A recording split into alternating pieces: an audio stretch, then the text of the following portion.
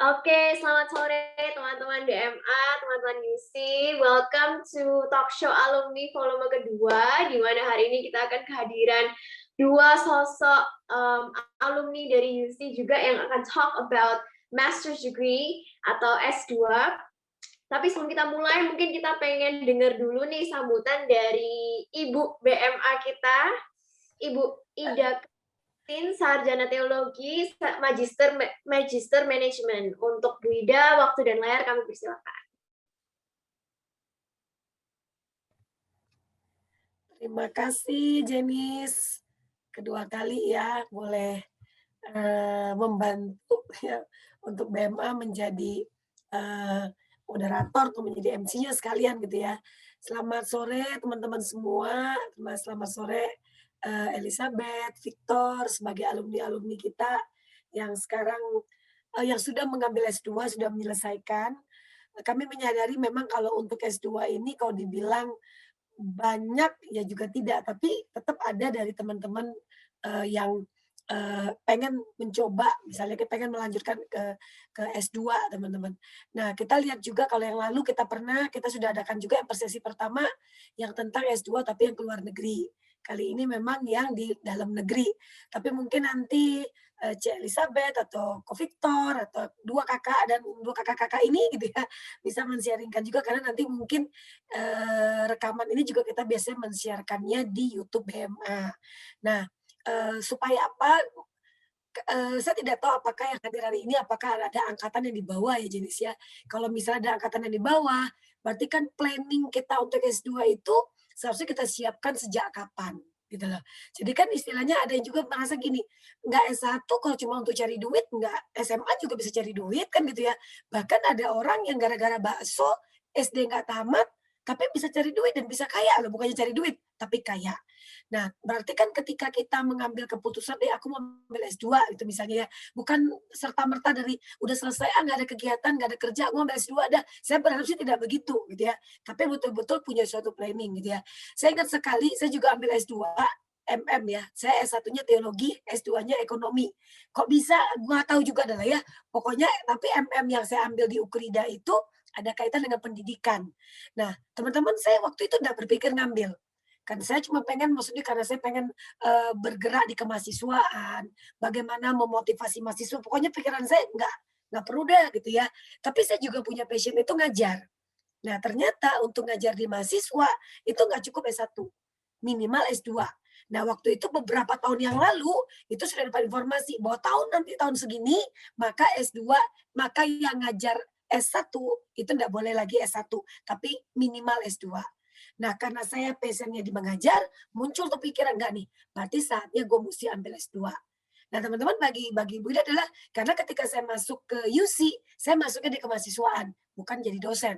Beda ya gitu ya. Jadi di kemahasiswaan sehingga kalau saya tahu ternyata ending-nya saya memang punya hati, punya panggilan di mengajar gitu ya, harusnya kan saya dari jauh-jauh hari udah ngambil tuh, bukan setelah kepala kepala hampir 40 tuh saya udah 40 malah seingat saya baru ambil S2 gitu ya. Nah, tapi kembali lagi karena ada sesuatu yang saya harus ngambil S2, kalau kenapa harus saya mungkin mengambil lagi gelar apa misalnya S3 atau SS berapa lah ya. Yang jelas adalah ada tujuan. Nah, teman-teman sebetulnya kita membukakan semua gitu ya. Kalau kamu tahu bahwa oke nih aku nanti pengen bergerak di sini, aku membutuhkan ini, harusnya dipikirkan justru dari kamu baru masuk UC udah ada planning ke situ. Teman-teman katanya ada planning jangka panjang, harusnya 10 tahunan itu. Ada planning jangka pendek. Itu mungkin 4 tahun, mungkin pendek sekali, ya mungkin per tahun. Setahun pertama, tahun kedua, tahun ketiga, tahun keempat kita mau ngapain. Tapi alangkah indahnya teman-teman kalau kita memang berpikir, oh karena saya mau ngambil S2, saya mau ngambil S berapa, atau saya pengen punya cita-cita, punya mimpi kemana, kita pikirkan justru dari sekarang. Bagi kamu yang masih awal. Ya walaupun nanti kalau nanti sudah semester akhir, terlambat dong Bu. Ya bisa saja sih, tapi tetap tetap aja nggak apa-apa daripada tidak sama sekali. Tapi kalau teman-teman bisa dari awal memikirkannya, saya rasa orang-orang yang memikirkan dari jauh-jauh hari itu yang dekat dengan kesuksesan, menurut saya. Bisa berbeda gitu ya, karena dia sudah mikirkan, rancangkan semua dengan baik. Itu saya rasa teman-teman sekalian selamat mengikuti, semoga ya jenisnya, sharing yang diberikan oleh Elizabeth dan juga Victor itu boleh menjadi apa ya, sumber inspirasi bagi teman-teman sekalian. Terima kasih. Oke, itu dia sambutan dari perwakilan dari UC Biro Mahasiswa dan Alumni dari Ibu Ida Christine. Wah, rambut kita kembaran ya, Bu ya. And tanpa berlama-lama lagi, Janice ingin menyambut kedua pembicara kita pada hari ini. Yang pertama adalah C. Elizabeth Santoso. She is a clinical child psychologist whose mission is to help children thrive by promoting mental health in families. Dan dia adalah seorang alumni dari Universitas Ciputra, jurusan psikologi S1, dan dia juga seorang alumni dari Universitas Indonesia, juga mengambil magister psychology. Dan dua-duanya full beasiswa ya, C ya. And second place, she was also second place of Indonesia Teacher Award dari Ruang Guru, luar biasa. Dan dia juga pernah mendapatkan award Best Adjunct Lecturer dari Universitas Ciputra. She also graduated magna cum laude dari UC pada tahun 2016 dan graduated from Universitas Indonesia dari tahun 2019. Pernah praktek di beberapa klinik juga dan saat ini sedang menjalani kliniknya sendiri, yaitu Kupompong ID. Bisa dicek Instagramnya langsung ya, teman-teman. So yeah, let's welcome C. Elizabeth. Hai, C. Elizabeth. Hai, selamat sore. Thank you, Janice, for the introduction. Okay, so aku panggil Ko Victor dulu ya. Our next speaker is Ko Victor Yuwono. Dia adalah lulusan dari Akademia International Melbourne tahun 2015, jurusan Hospitality of Commercial Cookery. He is also alumni dari Universitas Ciputra, dari jurusan Culinary Business, teman-teman, dari angkatan 2017 ya, Po. Also Certified Food Handler, Certified Kitchen Supervisor, pernah bekerja di beberapa restoran, yaitu antara lain ada Nando's Glen Waverly, Noshi Noodle Bar Whittlesea, The Westin Melbourne, Dino Burger, and Steak Surabaya. And he is now hustling his own F&B business di Wasingni, Surabaya, Pujasera, daerah Universitas Surabaya. So, hi Ko Victor, aku sapa dulu nih. Hi. Halo Janice. Okay, so today we're gonna talk about a lot about higher education ya, S2, dan pentingnya mengambil S2 untuk masing-masing narasumber kita pada hari ini. The first question is, I want to ask you guys, why did you guys take higher education S2 in the first place? Mungkin bisa mulai dari C. Elizabeth dulu. Oke, halo semuanya, selamat sore. Senang sekali bisa gabung lagi bersama dengan Ibu Ida, bersama dengan Timi dari BMA. Terima kasih banget sudah ngajakin untuk sharing-sharing ke teman-teman mahasiswa di sini. Oke, nah alasan S2 itu namanya hidup ya, ada alasan yang praktikal, ada alasan yang filosofis gitu kan. Tapi yang pasti S2 itu bukan keputusan yang mudah ya, karena investasinya cukup besar ya, dari segi waktu, juga ada, mungkin kita lihat teman-teman udah bisa kerja full time, udah kayak konten dengan kehidupannya, udah berkeluarga, tapi kita masih belajar gitu kan, jadinya memang perlu dipikirkan matang-matang. Kalau aku pribadi, alasannya lebih filosofisnya dulu nih ya, itu karena aku merasa mengambil tingkat pendidikan yang lebih tinggi itu melatih cara berpikir. Jadi bukan semata apakah pengen dapat gelarnya, atau pengen dapat keuntungannya, benefit yang praktikal dari S2, tetapi karena kasusku adalah menjadi clinician ya, untuk S1 itu mendapatkan dasar-dasarnya. Tetapi untuk lebih tajam memahami kasus psikologis atau bisa lebih menganalisis case dengan baik dan menjalankan treatment dengan lebih efektif, itu perlu belajar lagi. Ada nggak training untuk hal itu? Sebenarnya training juga ada, tetapi satu, training itu komitmennya kurang dibandingkan S2. Kalau S2 kan kita committed banget ya untuk belajar selama 2 tahun, benar-benar fokus, benar-benar dapat supervisor gitu kan. Lalu training juga tidak menyediakan sertifikasi yang legal dari higher education gitu kan. Akhirnya muncullah alasan yang praktikal kedua, yaitu kalau mau praktek jadi psikolog perlu untuk mengambil jurusan lanjut. Jadi kalau ada teman-teman dari jurusan psikologi di sini, lulusan S1 psikologi itu bisa menjadi terapis atau bisa menjadi asisten psikolog, tetapi belum memiliki hak untuk melakukan diagnosis dan juga melakukan treatment plan yang lebih mendalam terkait dengan kasus-kasus psikologis. Akhirnya itulah yang membuat aku mengambil S2. Lebih seperti itu, Janice. Oke, thank you C. Elizabeth atas pemaparannya. Next, can we hear from Ko Victor? Selamat sore teman-teman, selamat sore juga Bu Ida, Kak Timi, terima kasih sudah memberikan kesempatan saya untuk share. Bisa dengar suara saya jelas ya? Yes, we can hear you. Oke. The background noise, slightly background noise. Oh, oke, sorry. Jadi, kenapa kok saya lanjut S2? Yang pasti, sebenarnya saya di hidup nggak pernah kepikiran untuk S2, karena rencana saya cuman diploma doang. Waktu itu di Australia, sebenarnya saya mau tetap di Australia. Dan diploma di Australia waktu itu kerja sebagai chef, itu udah cukup gitu. Tapi berjalan waktu, karena kehendak Tuhan, akhirnya pulang ke Indonesia. Akhirnya ngambil juga pekerjaan jadi dosen kan akhirnya itu di perjalanan hidup saya. Dan ketika jadi dosen ini tentu ada tuntutan yang mana harus sekolah S2. Jadi bisa dikatakan bukan terpaksa juga ya, kalau misalnya ambil S2 juga bukan terpaksa, tapi ada tuntutan yang karena karir ini sehingga membuat saya harus mengambil S2. Tapi bukan berarti itu membuat saya harus mengambil S2 itu berhati. Karena ketika saya mengambil dosen pun, saya harus tahu bahwa ada konsekuensi bahwa saya akan mengambil S2 tersebut. Jadi kalau misalnya ngomong alasan ngambil S2, ya gampangnya berkata ya karena saya ngambil dosen. Cuman kalau misalnya saya pribadi, kalau misalnya mikir ngambil S2,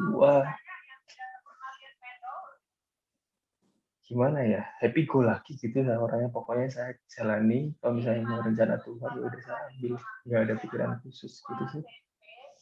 Oke.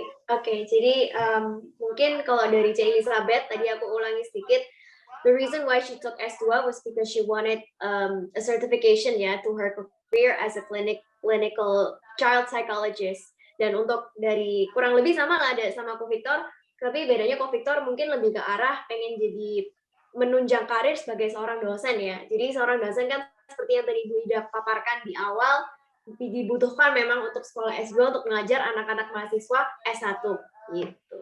Oke, that's very interesting. Mungkin aku pengen sharing sedikit dari stigma masyarakat saat ini ya. Stigma yang ada beredar di mahasiswa dan mahasiswi zaman sekarang, at least in my age. Aku sendiri merasa S2 itu kurang penting karena kebanyakan orang-orang S2 itu gimana ya, orang-orang yang mau ngambil S2 at least in my age itu pikirannya lebih ke arah, oh aku nggak punya rencana lain selain S2 karena aku pengen sekolah lagi, aku nggak tahu mau ngapain. And I want to prove that wrong by asking you guys, setelah kalian berdua lulus S2, what have you guys been up to? Like, what have you guys been working on lately? Mungkin kali ini kita bisa mulai dari Ko Victor terlebih dahulu. Kalau misalnya dibilang S2 nggak penting, ya itu tergantung dari konteks sih. Kalau misalnya saya lihat kembali lagi, kalau misalnya saya meniru apa yang kata Bu Ida gitu ya, tergantung kita mau jenjang hidupnya nanti gimana. Dalam artian kita harus tentuin kira-kira gimana S2, karena ya jangan sampai seperti yang tadi Jenis bilang ya, S2 karena saya nggak ada kerjaan apa-apa, ya udah deh ngambil S2 aja. Saya kira itu ya kurang tepat juga, akhirnya ya sia-sia saya masuk S2. Karena kalau misalnya kita ngomong S2 sendiri, ini bagi saya ketika saya sudah melewati S2, saya mengartikan S2 ini lebih mempertajam ilmu yang saya sudah dapatkan di S1, yang mana S1 itu cuma terapan. Di sini itu adalah lanjutan di mana kita mencoba untuk problem solving. Gitu.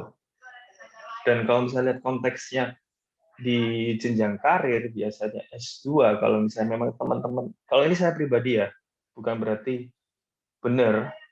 Kalau misalnya teman-teman yang memang mau lanjut bisnis atau kepengen buka bisnis, mungkin ya S1 aja udah cukup. Karena biasanya bisnis itu learning by doing, experience gitu. Tapi mungkin nanti berjalan waktu untuk menambah koneksi, untuk menambah ilmu. Kalau misalnya memang lagi mentok-mentoknya, oke lah, boleh kita ngambil S2 gitu. Selain itu juga dalam S2 penting, misal contoh jenjang karir bisa psikologi perlu ngambil sertifikasi tentunya, sehingga makanya dibutuhkan S2. Lalu juga sendiri di saya di dosen juga dibutuhkan S2 karena itu salah satu syarat. Dan memang dibalik selain syarat itu, kalau misalnya saya ulangi kata-kata statement saya yang di awal, penting karena yaitu untuk mempertajam ilmunya. Kalau nanti mau jadi guru ini kita harus bisa memiliki ilmu-ilmu yang lebih daripada yang sekedar di S1. Seperti itu sih, James. Oke, thank you pemaparannya. Oke, next mungkin dari C. Elizabeth. What are your thoughts? Oke. What have you been up to? Justru kalau kita mau memutuskan apakah S2 atau enggak, menurutku kita harus lihat justru setelah S2-nya itu emang kita mau apa. Perlu lihatnya dari sana dulu sih. Karena beda dengan jenjang pendidikan sebelumnya ya, SD, SMP, SMA, even kuliah S1, di mana itu biasanya udah jadi path yang umumnya dilalui semua orang. Sedangkan S2 ini sebenarnya kita punya hak untuk memilih mau S2 atau enggak. Nah, memilih atau enggak itu bergantung next-nya mau ngapain gitu. Jangan sampai juga punya mindset menunda karena nggak mau krisis cepat-cepat gitu kan, nggak mau cepat-cepat cari kerja atau apa, ya udah S2 dulu gitu. Apa saja yang bisa menjadi pertimbangan gitu ya, selain hal-hal yang sifatnya sertifikasi gitu kan, kayak butuh gelarnya atau butuh apa. Sebenarnya hal yang lebih perlu dipertimbangkan adalah S2-nya itu ngapain gitu ya, karena S2 itu macam-macam. Ada S2 yang research based, ada S2 yang lebih ke praktek gitu kan. Kita juga perlu mempertimbangkan, kita butuh S2 itu untuk apa? Apakah kita mau menjadi akademisi, misalnya dosen gitu kan, peneliti, atau jadi trainer gitu kan, atau kita mau mengambil S2 itu untuk mempertajam skill kita, karena kebetulan di dunia nyata skill kita tuh nggak begitu bisa dipakai kalau kita nggak bisa begitu dilatih kecuali kita ambil S2, misalkan kedokteran. Kalau mau jadi dokter spesialis kan nggak bisa latihan tanpa mengambil kedokteran spesialis, makanya harus S2. Nah, itu juga perlu dipertimbangkan gitu. Jadi perlu lihat dulu kader ke depannya gitu. Apa yang diinginkan dari nantinya mau ngambil S2 itu. Kalau aku sendiri waktu dulu S1 kenapa ambil S2? Karena memang aku merasa bahwa selama belajar di S1 itu S1 kan membantu kita untuk berpikir secara terstruktur, lalu memahami teori yang lebih mendasar ya. Mendasar artinya lebih umum gitu. Nah, setelah kita belajar teori yang lebih umum, biasanya kita mulai terpantik untuk, oh kayaknya ada hal yang lebih spesifik yang aku pengen tahu gitu. Kayak misal psikologi kan belajar macam-macam gitu kan, psikologi kepribadian, diagnosis macam-macam. Nah, tapi nggak tajam. Kalau tadi Ko Victor bilang kayak skill-nya itu ya generalis aja, tapi nggak spesifik kita mau apa gitu. Akhirnya memutuskan S2 supaya bisa untuk lebih mempertajam skill yang spesifik itu gitu. Dan juga dipikirkan sih karir itu kan bagaimana kontribusi kita ketemu sama kesempatan yang bagus gitu kan. Nah, itu jadi karir yang bagus gitu. Nah, jadi aku berpikir kalau mau berkontribusi dengan lebih baik, lebih bisa bantuin orang, itu ya harus latihan. Dan belajar itu kan seumur hidup. Mau belajar lewat mana aja sebenarnya bisa. Nggak usah S2 juga kita bisa belajar. Lewat pekerjaan kita, lewat kita baca, lewat kita ngobrol sama orang, kita bisa belajar. Cuman bedanya di S2 itu pembelajarannya terkomit gitu loh, committed learning akhirnya. Karena kita nggak bisa kabur. Ya udah kita harus menyelesaikan apa yang kita mulai. Means ya ada alurnya gitu kan, kita semester 1 ngapain, semester 2 ngapain, terus kita bakalan mau nggak mau harus dipertemukan sama latihan-latihan skill yang kita perlukan, jadi nggak independently learning seperti kalau kita nggak studi lanjut. Sebenarnya sih bedanya di sana gitu. Ya, oke. Kalau aku simpulin sih dari apa yang tadi Ko Victor sama C. Elizabeth sebutin, S2 itu penting banget, tapi dari kita harus jelas, setelah kita lulus kita mau jadi apa, gitu ya. Dan memang S2 itu lebih terstruktur path-nya, dan kalau misalnya sudah lulus, it adds credibility juga yang akan secara langsung boosting our career as either a psychologist or a certified food specialist or something like anything that you want to chase.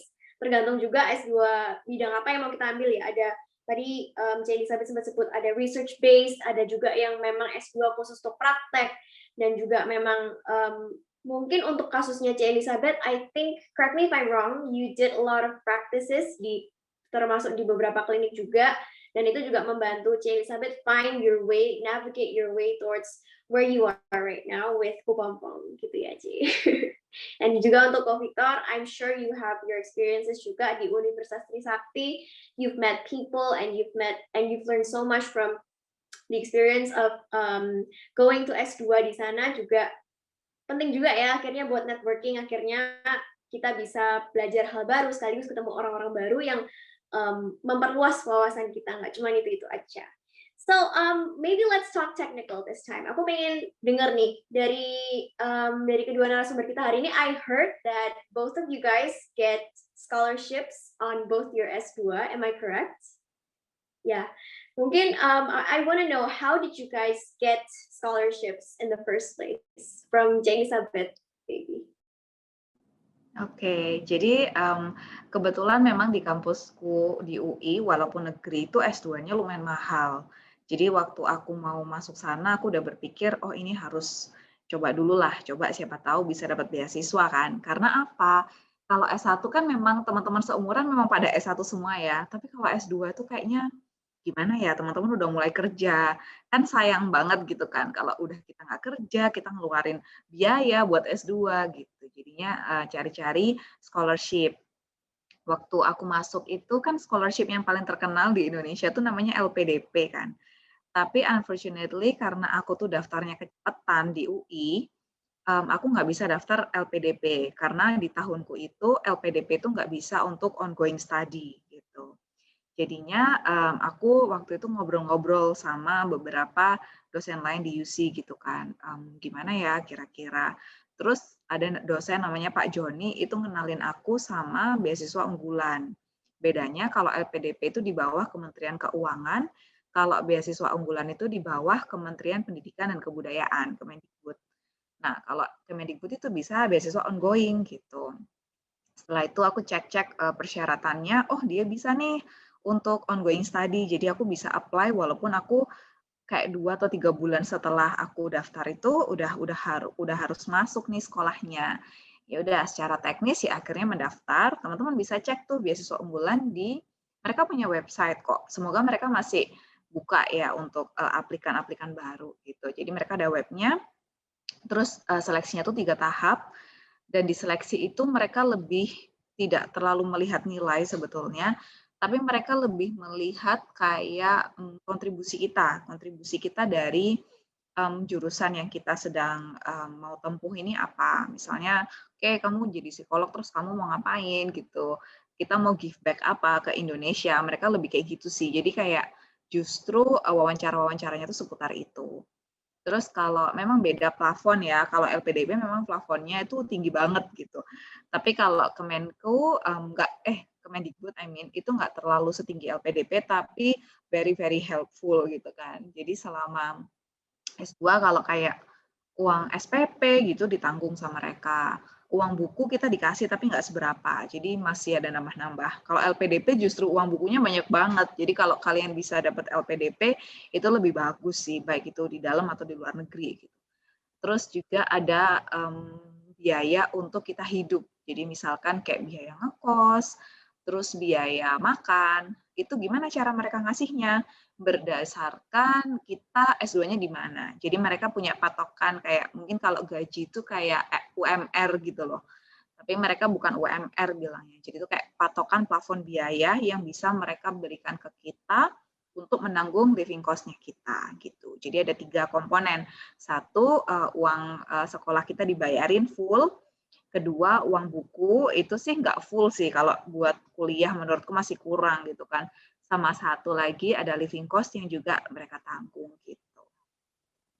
Okay, thank you, Ci Elizabeth. Next, can we hear from Ko Victor? Kalau saya pribadi beda banget sama apa yang dilakukan sama C. Elizabeth. Kontras ya.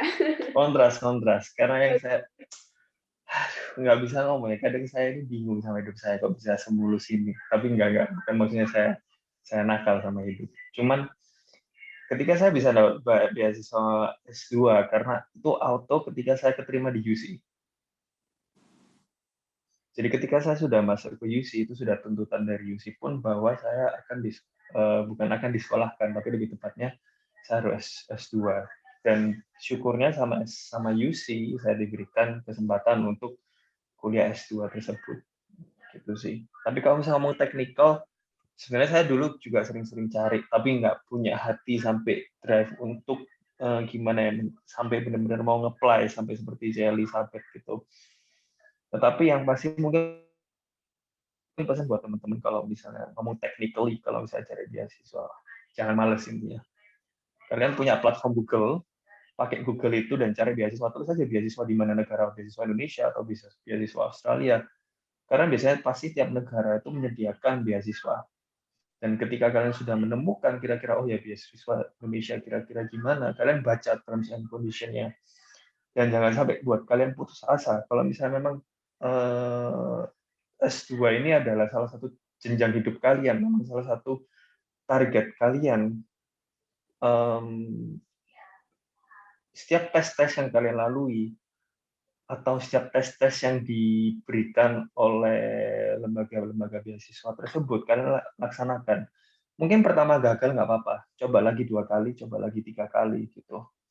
Tapi yang pasti kalau misalnya teman-teman bilang senjelimet itu kah untuk cari tentang teknikal, misalnya kira-kira oh beasiswa ini apa beasiswanya, saya kira waktu itu nggak terlalu susah sih. Tinggal kita mau baca aja, kita baca, kita checklist apa aja yang perlu dilakuin, terus tinggal dilakuin aja checklistnya itu. Jangan males, udah itu aja sih intinya. Okay, thank you. That was a very good advice, Pak Victor, and so true. Karena beasiswa sekarang ada di mana-mana ya, nggak cuman ada di Indonesia, nggak cuman LPDP atau Kemendikbud, tapi di luar negeri juga banyak banget yang menyediakan beasiswa bahkan sampai full. Karena S2 itu kayaknya lebih banyak beasiswa daripada S1 ya. Path-nya untuk mendapatkan beasiswa itu lebih gede di S2 daripada di S1. That's what I heard at least, gitu sih. And I very much agree, jangan males, karena kita terkenal dengan generasi Z yang males. Meskipun semuanya sudah serba ready, tapi kita tetap males. But anyway, I would like to repeat what J. Elizabeth and Ko Victor said about beasiswa. Teman-teman yang mungkin sekarang lagi nyari beasiswa bisa langsung cek di website-nya Kemendikbud tuh kayaknya masih ada harusnya beasiswa unggulan seperti yang C. Elizabeth ambil di Universitas Indonesia di UI, bisa langsung dapat potongan harga di biaya SPP dan biaya buku, also living cost. Even though yang buku itu nggak seberapa banyak ya, nggak sebanyak yang punyanya LPDP. So it really just depends on what path of scholarship you guys are going to head for. And the next question yang pengen Jenny tanyain, yang lumayan kepo juga, how did you guys survive S2?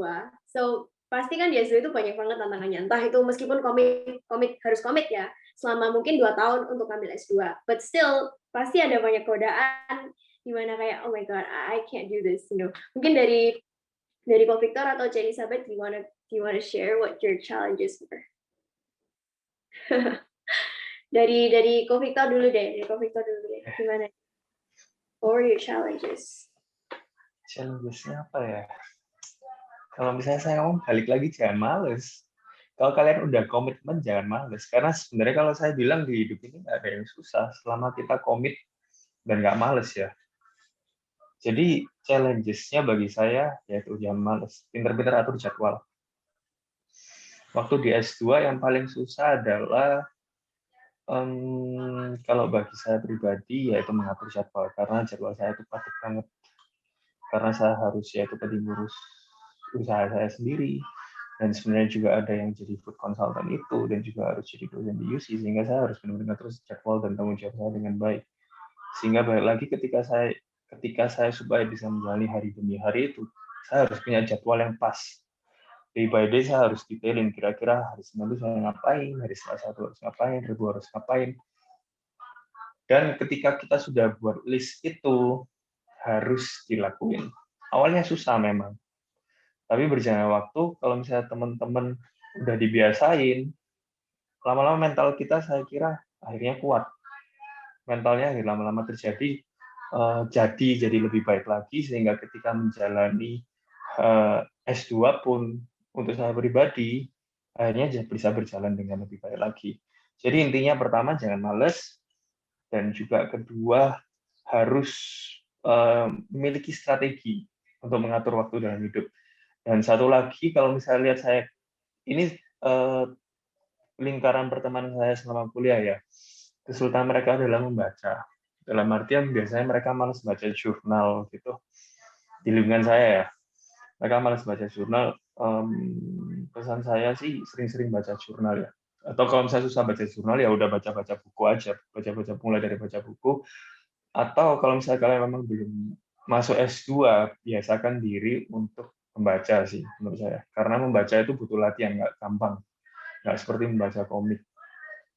Itu sih kalau misalnya dari saya. Oke, thank you Ko Victor. Next, dari C. Elizabeth.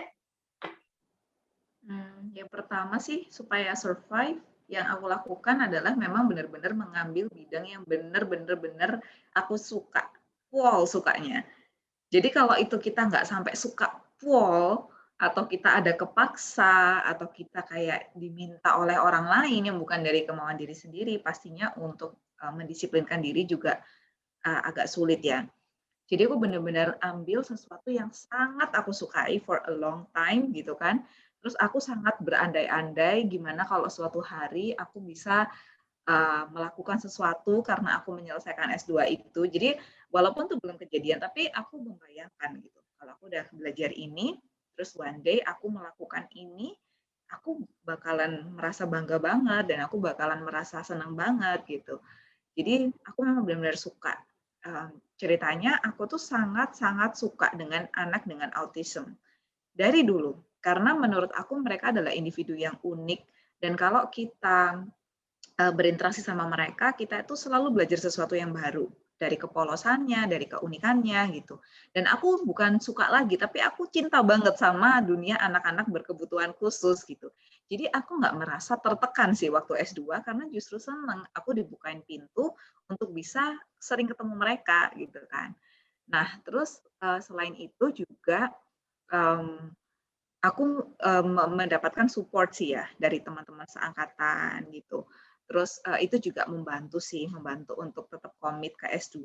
Karena kalau ada kan namanya work engagement, juga belajar di kampus pun perlu ada engagement gitu kan. Engagement itu artinya kita tuh terikat ke sesuatu dan kita tuh aktif gitu, proaktif di dalamnya.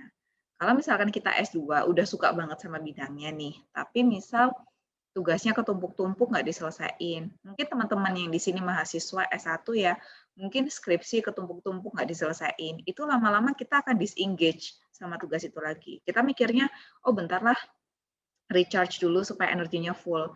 Tapi sebetulnya yang terjadi di mental kita nggak seperti itu. Sebetulnya kita disengage.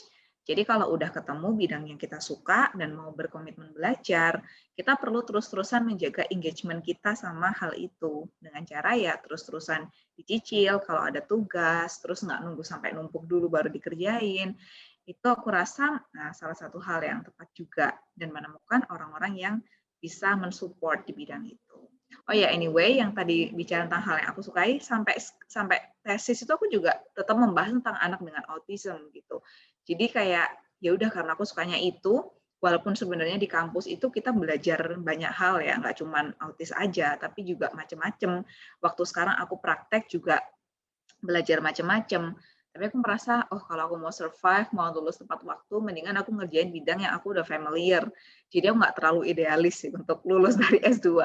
Ada teman-temanku tuh yang idealis, kayak, oh tentang neuropsikologi gitu kan, belajar sistem saraf. Itu kan susah banget gitu kan. Iya mungkin itu kan hal yang masih baru ya. Ya mungkin penelitiannya mereka bakal powerful atau gimana, tapi aku nggak memilih untuk tidak melakukan itu. Yang realistis aja, yang aku udah sering ketemu, sering baca, kalau aku baca jurnalnya juga aku malah ngebayangin anak-anak yang aku pegang, aku ngerasa senang sendiri gitu kan, daripada ngebayangin otak saluran ini, saluran itu, aku pusing duluan. Jadi kayak ya udah pokoknya konsisten di hal yang aku suka dan udah familiar aja. Itu sangat mempermudah sih gitu. Right.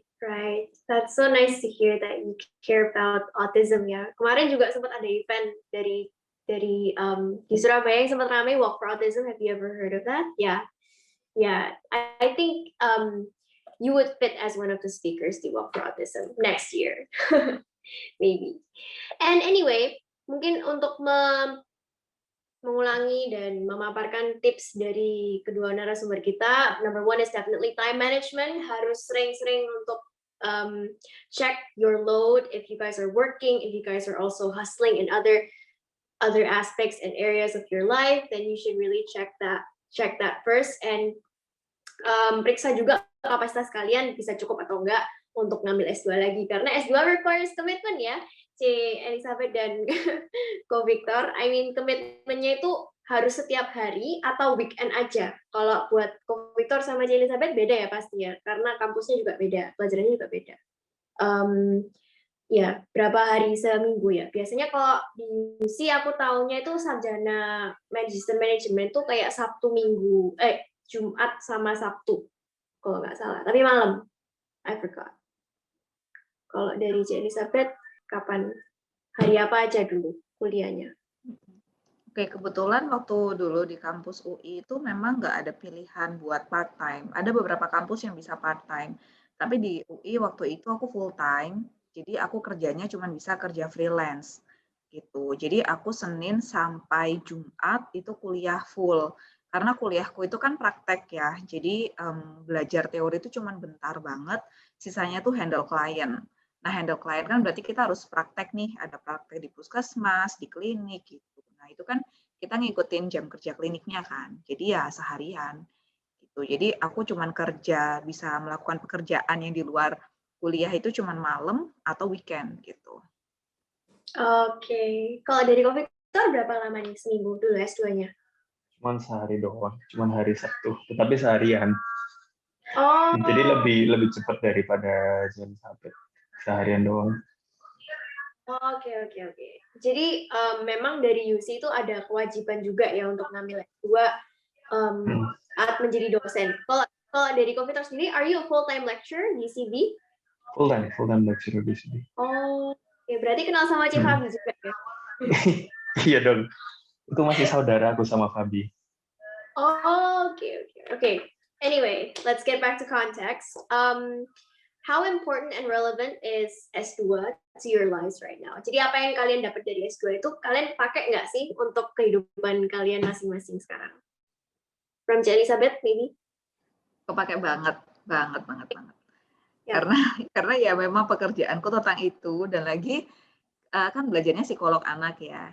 Psikolog anak kan juga belajar tentang marital relationship, terus family, gitu kan. Jadi itu sangat berguna, bahkan sampai sekarang aku udah married gitu, itu kan ilmunya semua kepake. Nanti one day aku punya anak kan juga pakai ilmu itu sebenarnya. Jadi enak lah kayak colong start gitu loh, sebelum jadi istri dan ibu beneran udah belajar, itu di dalam kehidupan kepake, dalam pekerjaan juga kepake. Enak gitu sih ya, belajar sesuatu yang memang kita bakal pakai. Gitu. Right, that's good to know. Kalau dari Ko Victor sendiri, have you ever found that S2 was useful in your life right now? Enggak kepake sama sekali. Oh, cuma enggak bercanda. Oke. Kepake banget kok. Jadi sama sih, intinya sama kayak si Elizabeth juga. Kalau misalnya untuk aku pribadi, membantu aku dalam cara pola berpikir juga gitu.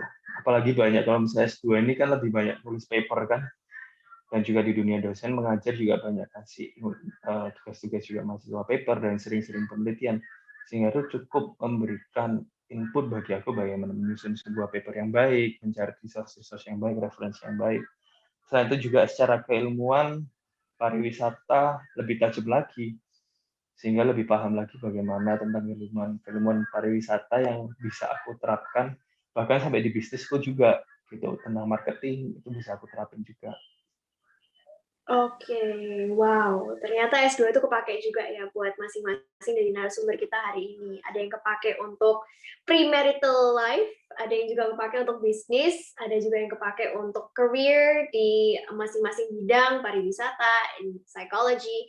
I feel like S2 itu juga sesuatu yang bisa menunjang career and our life in general. Nggak cuma career life aja, but our life in general. Kita jadi lebih bisa disiplin, lebih bisa menajamkan mindset kita dan cara berpikir kita juga, pola pikirnya lebih teratur dan juga wawasan juga nambah. Alhasil itu juga adds value to each of our own lives. I feel that teman-teman sekalian yang mungkin mau ambil S2 untuk kedepannya, you guys are on the right track. So good luck.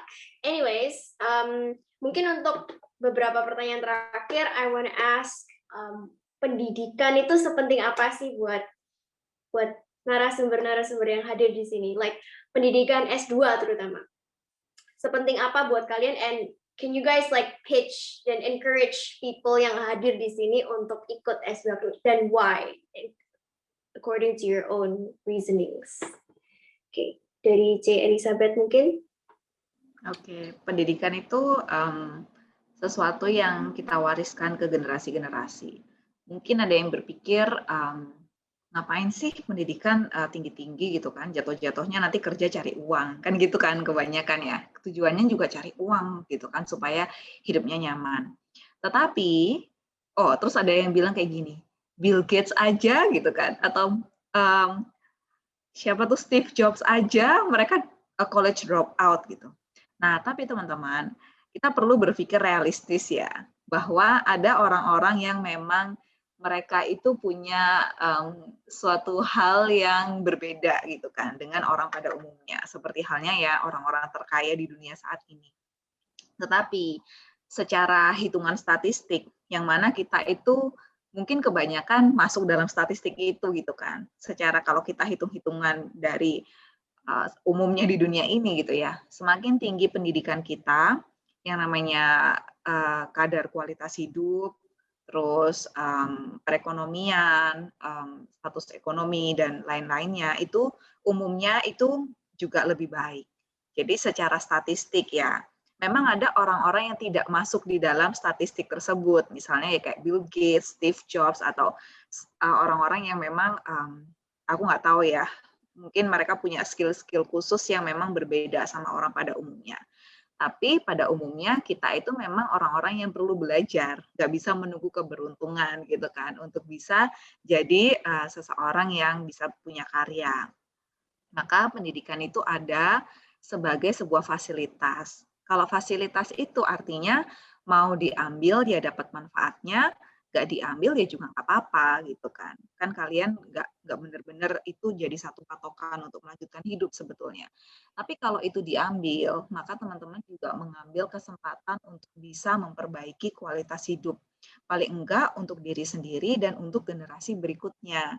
Karena apa? Dengan kita mengambil pendidikan tinggi, kita akan belajar cara berpikir yang lebih terstruktur. Kalau ada suatu informasi, kita nggak terlalu termakan hoax gitu kan. Kita bisa berpikir sebagai seorang peneliti gitu kan, dengan berstruktur, terus kita bisa lakukan riset, itu sangat bermanfaat di bidang apapun. Selain itu, ketika kita mengambil fasilitas pendidikan, kita juga mengambil kesempatan untuk kita bisa terkoneksi dengan orang-orang spesial ini. Bayangkan ya, ketika kalian S2, terus kampus kalian ngadain acara mendatangkan Nadiem Makarim misalnya. Kalau kita nggak ada di kampus itu, kesempatan kita untuk ketemu Nadiem Makarim, untuk ketemu menteri lain, ketemu pemerintah, itu akan sangat kecil, kecuali kita tetangganya gitu kan, yang mana juga kemungkinannya juga lebih kecil lagi gitu. Maka dengan kita masuk ke institusi perkuliahan, baik itu UC gitu kan, kayak di UC kalian jadi kenal sama orang-orang hebat. Nanti pun di S2, kalau kalian mau ambil S2, itu pintu supaya kita bisa lebih punya koneksi orang-orang yang punya nama, itu lebih gampang. Nah, koneksi itu sangat dibutuhkan untuk kita bisa bekerja, begitu. Nah, jadi Kalau aku bilang sih kita main statistik aja gitu. Berapa besar kemungkinan kita nanti kalau berkarir bisa punya link sama orang-orang penting, orang-orang ternama. Yang kedua, seberapa besar kita bisa punya kesempatan untuk memperbaiki generasi nih, paling nggak di keluarga kita sendiri.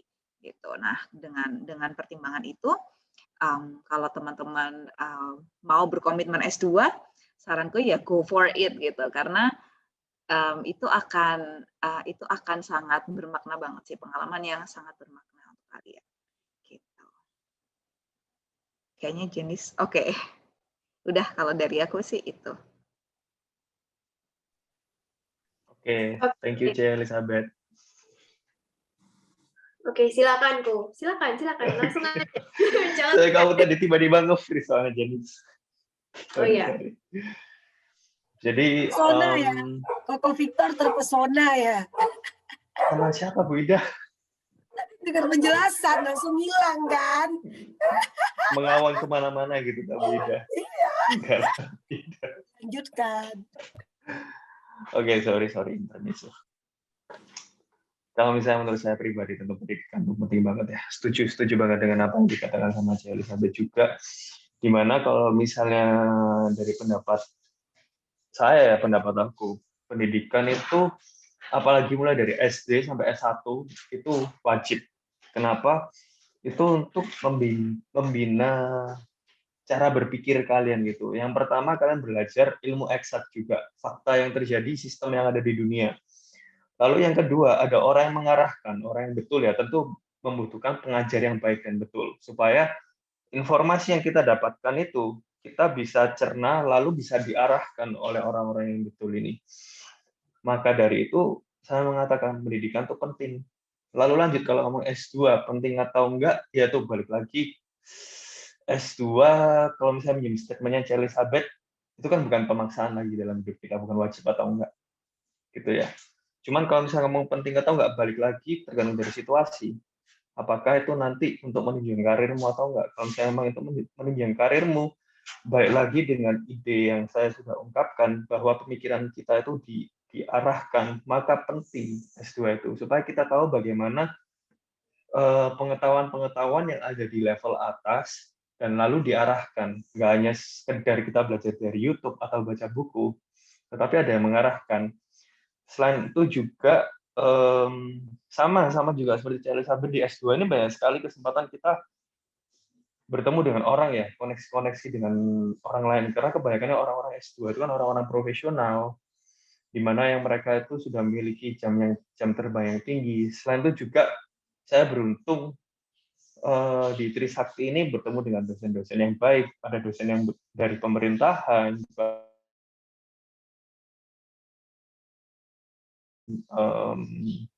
bawahannya menteri, yang dulunya pernah jadi direkturnya Pertamina, sehingga itu cukup selain memberikan koneksi, itu cukup membuka wawasan saya. Saya tahu kira-kira, oh di level sana itu ternyata seperti itu cara berpikir mereka itu seperti itu.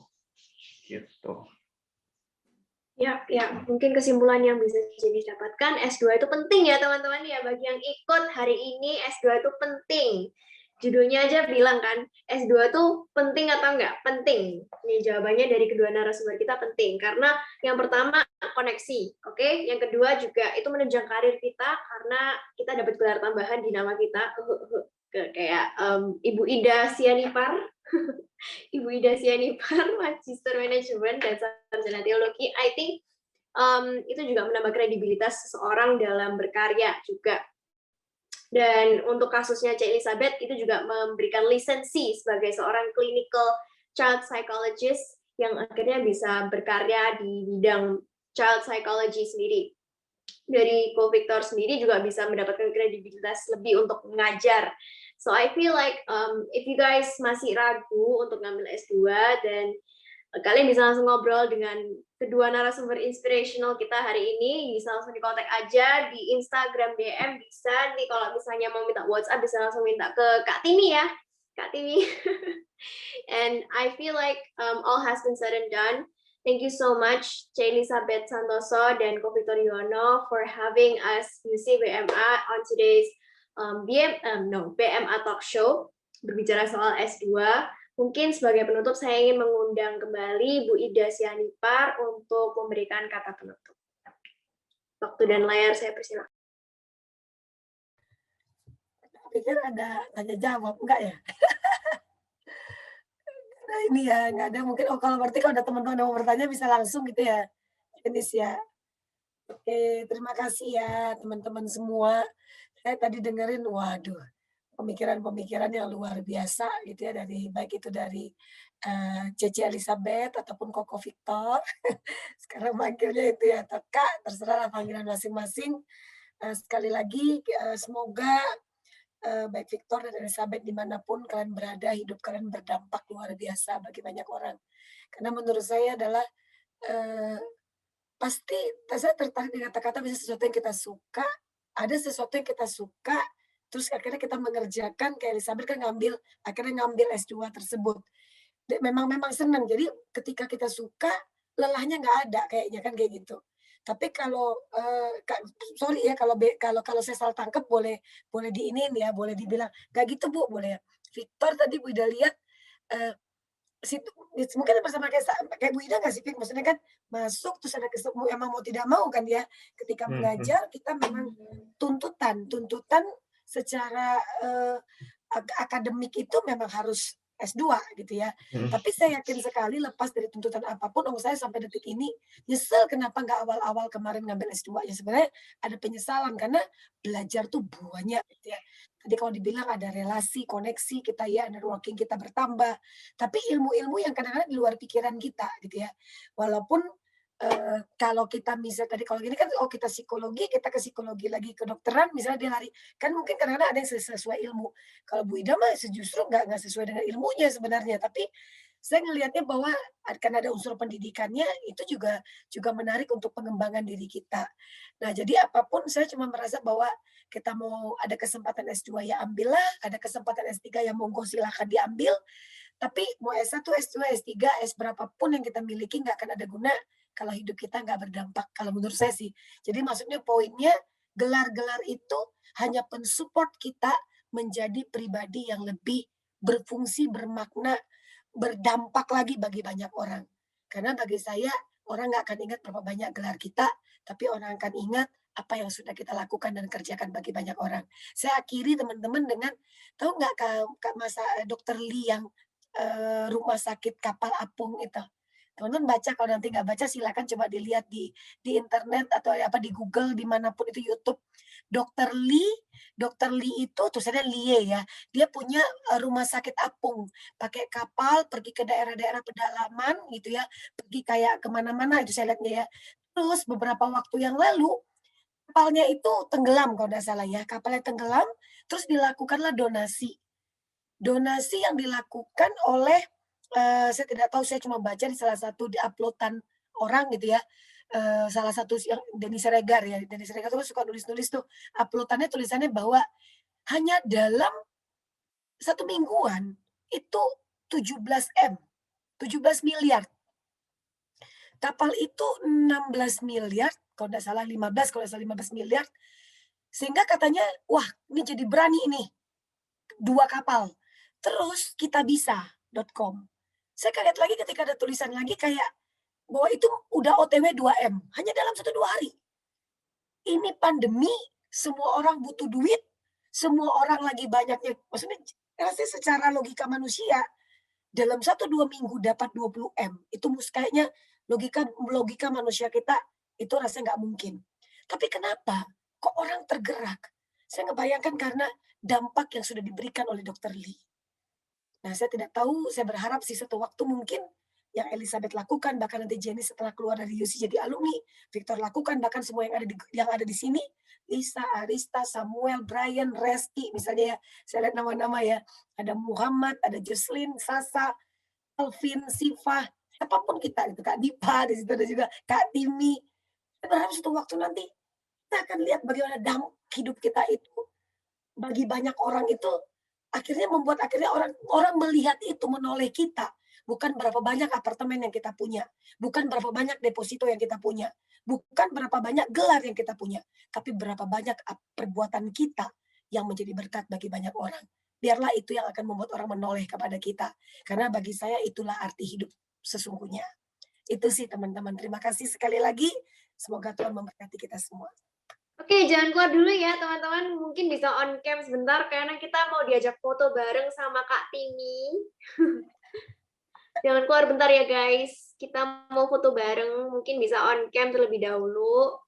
Bentar aja. Bentar aja. Untuk dokumentasi dari PMA. Oke, ini kita foto dulu. Ada tuh Sasha. Ya. Oh, ada Sasha di sini. Hai Sasha. Baru tahu kita ya. Siap ya. 1, 2, 3. Sekali lagi. 1, 2, 3. Oke. Lisa kasih love tuh, Lisa kasih love. Oh, ada Sifat juga di sini. Hai Sifat. Oke. Thank you semuanya yang udah mau datang hari ini. Thank you, Cik Elizabeth. Thank you, Ko Victor. It was nice chatting with you. And Terima we'll see you kasih on Janice. Terima Terima kasih kasih Bu Janice. Ida, Terima kasih Timi. teman-teman. Thank you Dan semua. teman-teman Thank semua. you. Thank you. Thank you Victor. Thank you Janice. Thank you semua. Thank you.